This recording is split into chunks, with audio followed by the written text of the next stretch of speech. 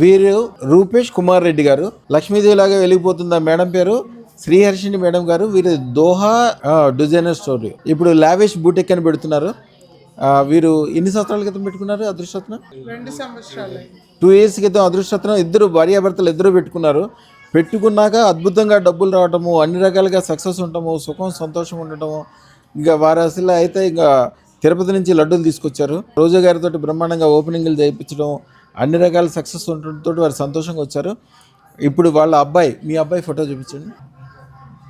వారి అబ్బాయికి నాగ ధీరజ్ నయన్ రెడ్డి గారికి అదృష్టం తీసుకుని వెళ్తున్నారు. వారిని అడుగుదాం అసలు ఏం జరిగింది, ఎట్లా జరిగింది. సార్ రూపేష్ గారు, మీరు అదృష్టం పెట్టుకున్నాక ఏమేమి జరిగింది స్వామి?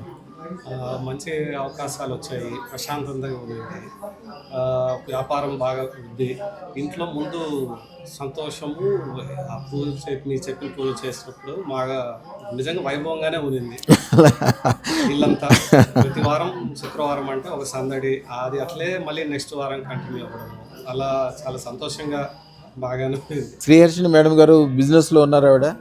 ఆవిడని అడుగుదాం, ఆవిడైతే కరెక్ట్గా ఖచ్చితంగా చెప్తారండి. ఇప్పటి నుంచి కూడా బిజినెస్ బాగుంది, అవకాశాలు కూడా బాగా వచ్చాయి.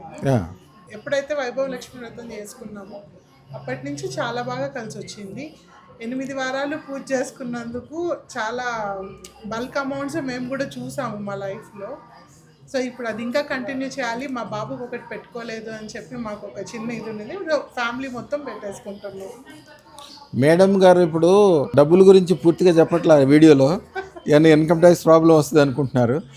అమ్మ ఫస్ట్ నా దగ్గరికి వచ్చిన వాళ్ళందరికీ ఒకటే చెప్తానమ్మా, ఇన్కమ్ ట్యాక్స్ విషయాల్లో చాలా జాగ్రత్తగా ఉండాలి. టైం ప్రకారం కట్టడము, మంచి ఆడిటర్ ఉంచుకోవడము, జాగ్రత్తగా చూసుకోవడం. ఇప్పుడంటే ఓకే, రాబోయే కాలంలో ఎక్కడ చూసినా కుప్పలు తెప్పలు డబ్బులు ఉంటాయి.